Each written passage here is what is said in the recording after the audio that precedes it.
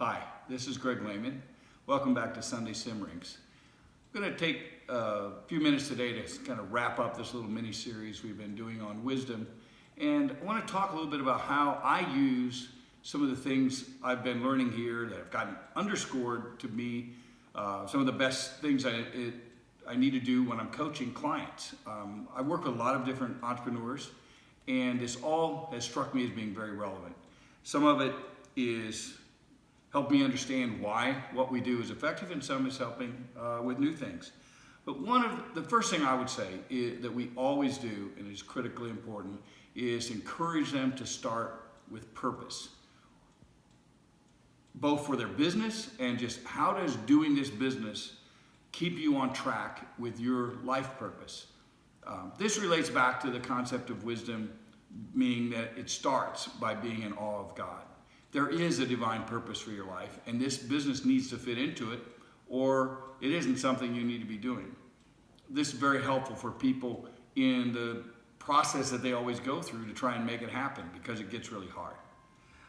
The second thing, and this goes back to that need for wisdom, including the aspect that you could call shrewdness. And I would just put that under the heading of demand data. People need to look at the facts and need to dig hard for the realities and not just see in a quick perusal of the world around them the things that seem to indicate that what they hope is true. In processes of customer discovery and validation, they really have to look through squinty eyes at the data and make sure they're not just kidding themselves. Of course, moving on from there, what are you going to do with that data? Insight is a precious commodity. Being in an attitude of peace about your purpose and being informed by the data helps you gain insight and wisdom as to what it means and what you should do. This is where we encourage people to really bring their spiritual life into their business by praying for wisdom, praying for guidance, being open, just being peaceful.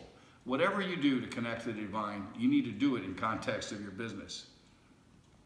The final aspect I just really wanted to point to is that this can give you flexibility. We talk a lot in the business world and the coaching world is how the importance of pivoting.